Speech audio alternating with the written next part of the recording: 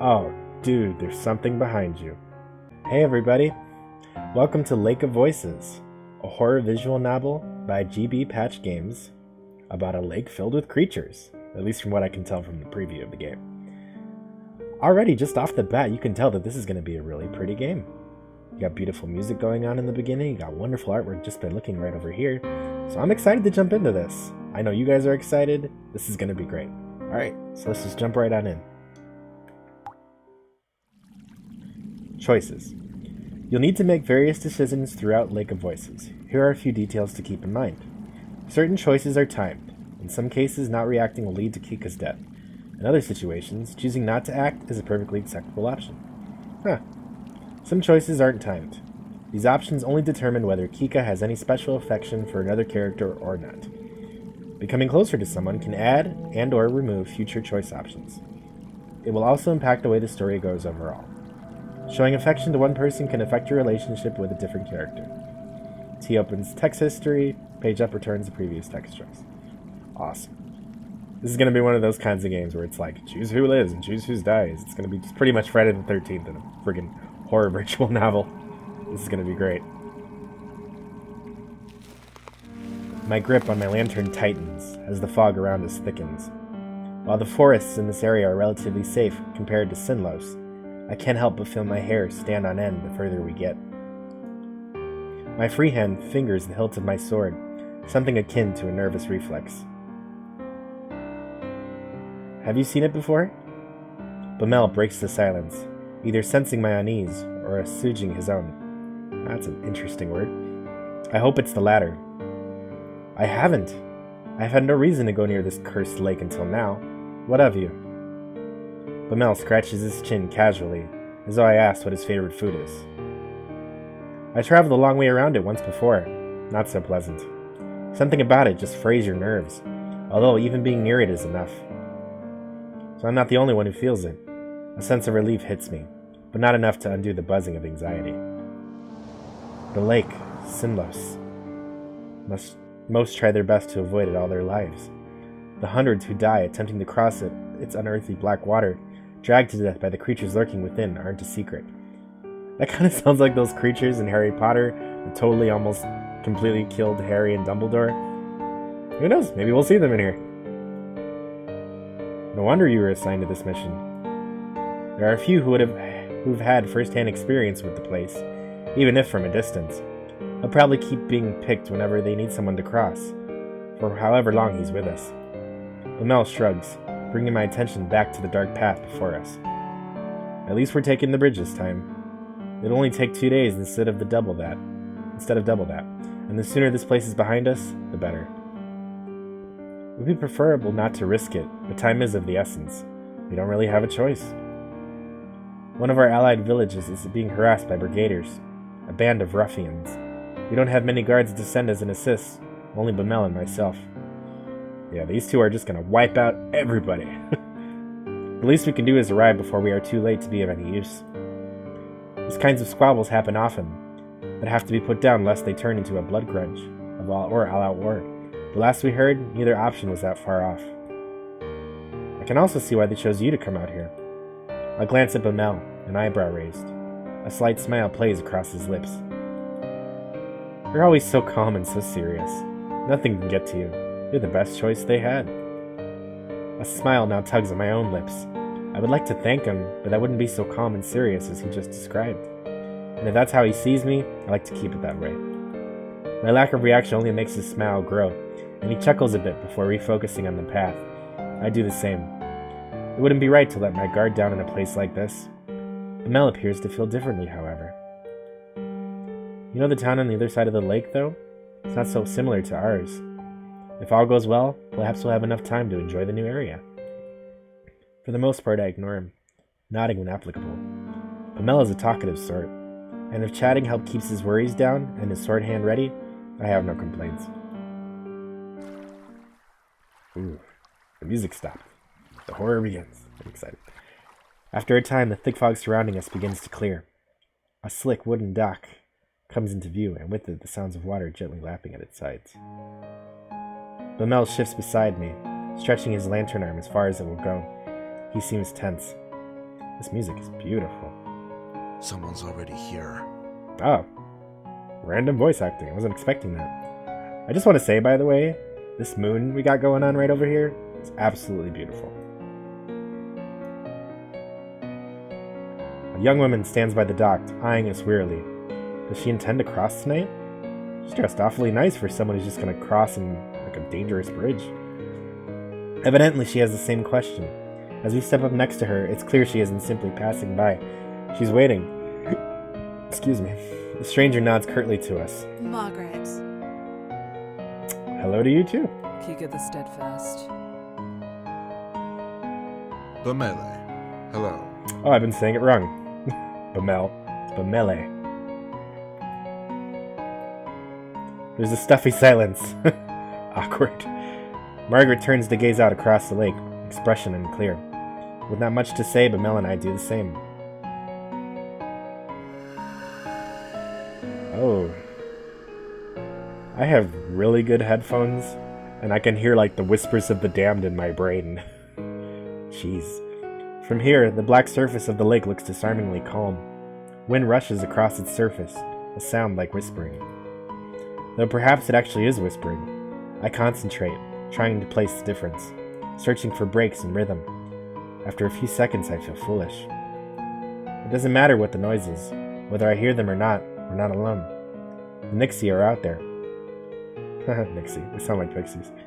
A feeling that I can't quite shake tells me they've already noticed a little group of people on their shores. It feels hostile. My stomach sinks, and I instead address Bamele. Where is the guide? Unless he's on the center island or on the complete other side, your guess is as good as mine. It's dark as pitch out there. That doesn't sound right to me. It's dark as pitch. Panic arises inside me. Panic I try hard to quell. We can't cross without him. We need to get going soon. You can't cross with him either. The woman behind us, Margaret, cuts in with something like a snort. She's just like, just random snort. What? I know the guide will be here tonight. I have already made arrangements with him to cross. Bamele and I share a look. The woman seems haughty and willing to put up a fuss.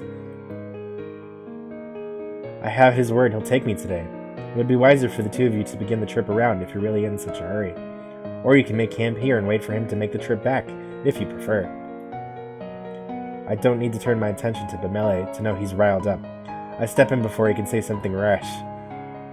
I don't think you want to piss off the guy with the sword. Even if that is so, my companion and I must begin the trip tonight. Margaret is unimpressed and opens her mouth to argue further.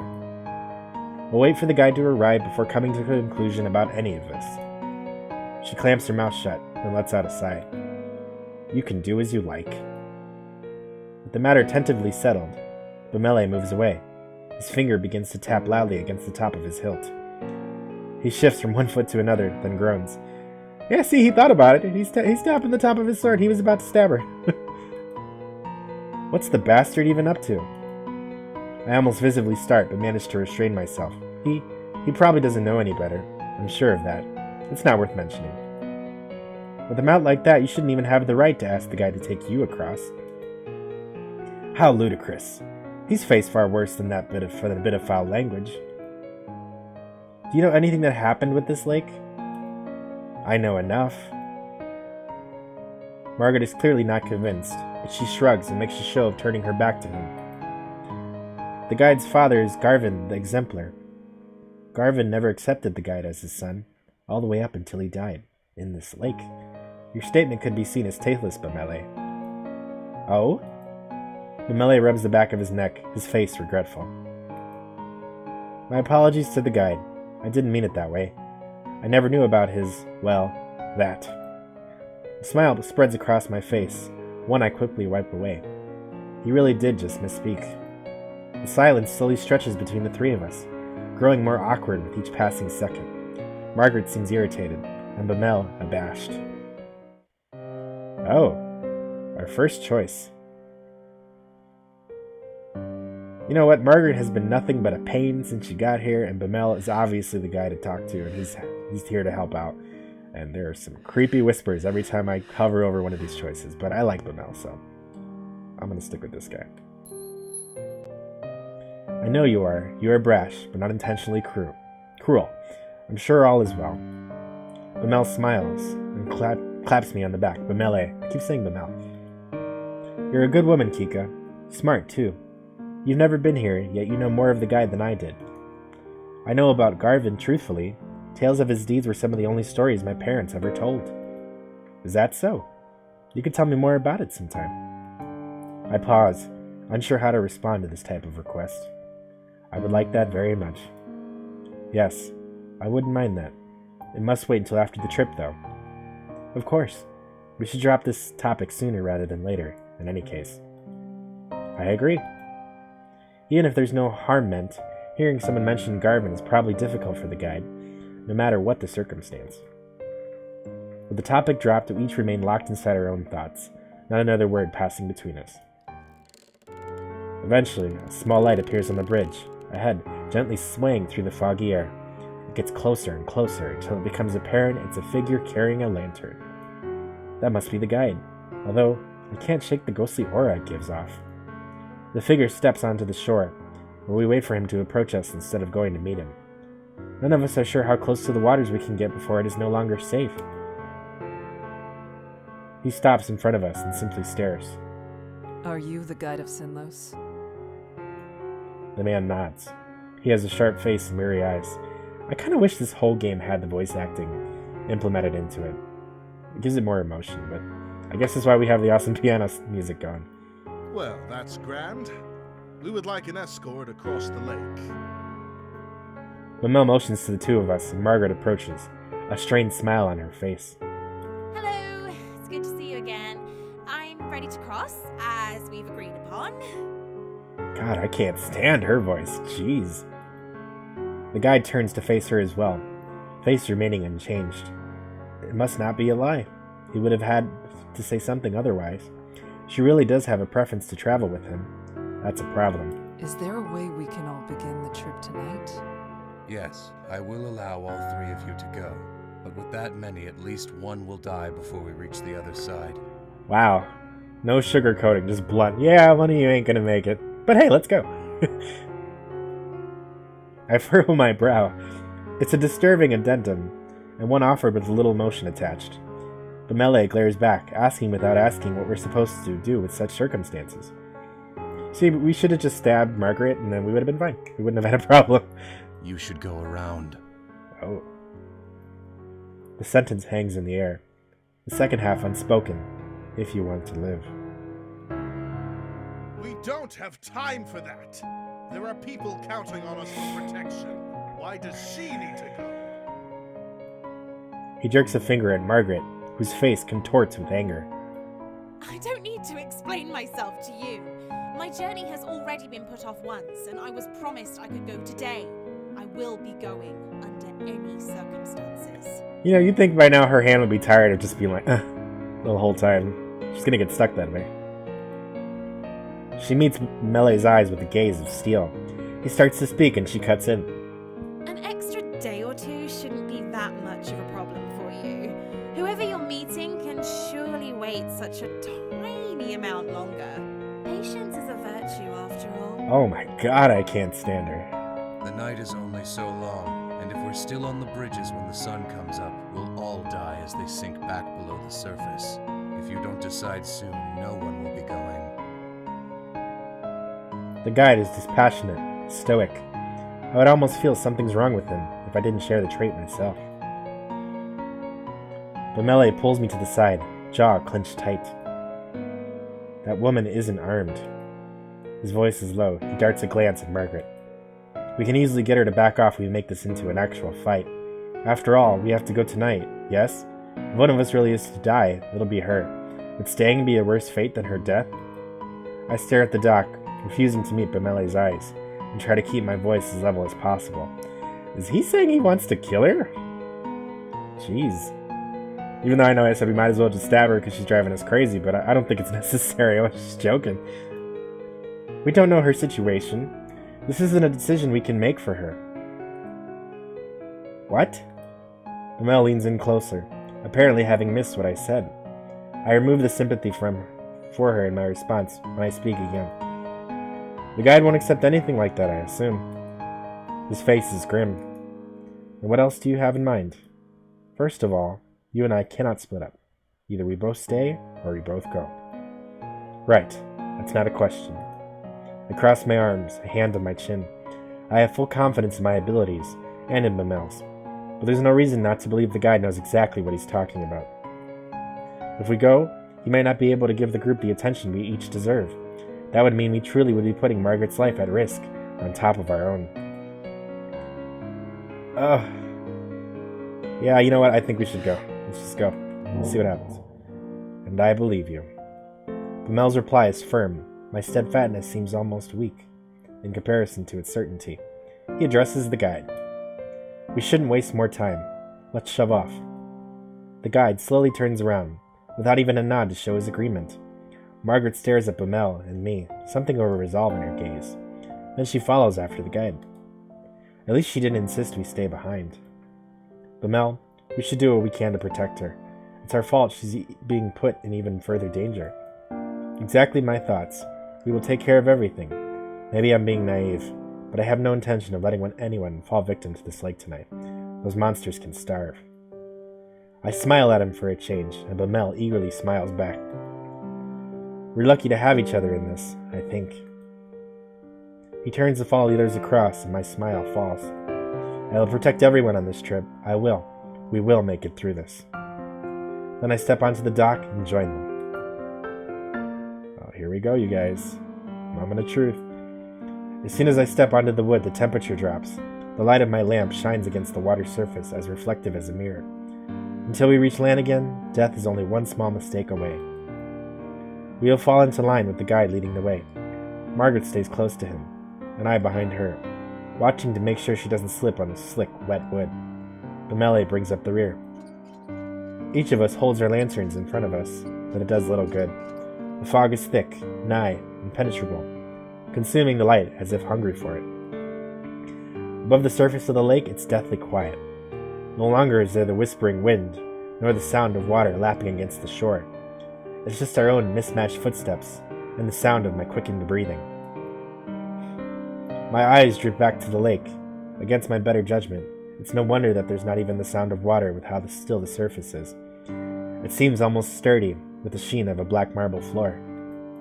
I've heard rumors the water of Sinlos is heavier, more difficult to disturb than natural water, that just the weight of its oppressive cling is enough to keep someone down, even without them. Something even darker than the abyss of the lake flickers just below the surface, or at least, I think it does.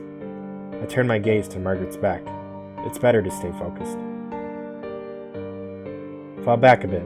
You're following me too closely. If I was going across a bridge like this, I would just be hugging him like, nope, I'm not ready. I'm not letting go. The guide is looking over his shoulder, addressing Margaret. I'm sorry. If someone gets pulled into the lake, they'll instinctively reach for anything to hold on to. Do not let that be you. Margaret's shoulders rise, and she nods with great seriousness. I understand. Thank you for the advice. He ignores her gratitude. You can speak amongst yourselves if you so choose, as long as you pay attention to where you're going. There is no worth in listening to the sounds out there. If there's anything at all, it'll only be Nixie trying to set you on edge.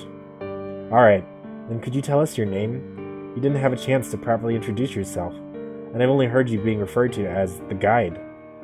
I don't have a name. He's facing the front again. His voice is expressionless as before. I have no way of guessing how he feels as he says this. Usually when there's somebody in a game that has no name, they're either like the main bad guy, or he's one of the Nixies, or something like that. It's going to be something like that, watch. Guarantee you. We called it now, so let's see where we are. Oh. It's probably not something he wishes to talk about. However, there was something else I wanted to say, so changing the subject is not difficult. Margaret, thank you for allowing us to join you. Margaret shrugs, non-committedly. It wasn't exactly up to me. The guide said he would take you. She hesitates, and then she looks tentatively over her shoulder at me. But thank you for saying that. It's appreciated. Camilla and I will do our best to be an asset on this trip, rather than a burden. That's nice. I'm not afraid to be out here, though. Still, at least with your training, you should be able to take care of yourself. It's comforting to know that everyone here is so confident in their abilities. Not comforting enough to forget how terrible it feels to be over this lake. I am not sure if that is fortunate or unfortunate. Believing yourself to be secure doesn't always mean that you are. That's good advice. Oh, jeez. Again with the whispering in my brain. As the conversation lulls, a new sound breaks through. It's the whispering noise again. It's the whispering of inhumane voices, and this time coming from all around us. Taking care of yourself is exactly what you need to do. Excuse me. The guide is speaking again, except louder, as if to cover the Nixie's voices with his own. Work to survive at all cost, and hope that everyone around you has enough sense to do the same. That's the only way you'll make it to the other side. Margaret nods in response, but I hear a grunt behind me. Groups tend to go further when they work together to achieve the same goal. The guide doesn't say anything in response to Bumele's grumbling either. I'm not sure whether he didn't hear Bumele, or whether he didn't feel the statements made thus far are worthy of addressing. I have a feeling it's the latter. We go around a large bend in the bridge, part of it forking off to another way. I wonder how the guide knows which of these high identical paths is correct when something in the corner of my eye catches my attention. Uh-oh. I believe I saw something over there. Keep walking. No need to worry. The guide's voice is calm and level. I decide against pressing the issue, not wanting to set everyone even more on edge. Kika, what did he say? Perhaps not wanting the conversation to be caught by the guide, he speaks softly. I couldn't quite hear him because of it. Oh, dude, there's something behind you. You guys see that, right? Uh-oh. I take my eyes off Margaret ahead for a moment to explain it to the melee and stop dead in my tracks. Only one word is able to escape me in my stunned state. Behind Bumele stands another figure looming in the darkness. Seeing my face, Bumele grabs the hilt of his sword. He whips around and staggers swiftly backwards. Alright, you guys. We've made contact with our first Nixie. I think this is a good place to stop. This is getting crazy. We've run into our first demon Nixie thing on the bridge. I don't know what's gonna happen, if his sword's even gonna do anything. This is gonna get crazy. I get the feeling the guide is more than what he's saying, and that Margaret's probably gonna end up figuratively stabbing us in the back. I don't know what's gonna happen, but we're gonna find out in the next episode. Hey you guys, it's been fun. I want to know what you guys think. Are you guys enjoying it so far? Do you guys trust Margaret? Do you trust the guide? I want you to know. Tell me in the comments below. Hey, I post videos every day. My name's Richard. It's always been a blast. I cannot wait for the next episode. And as always, you guys, it's Richard with Everlasting Gaming. Have a good night.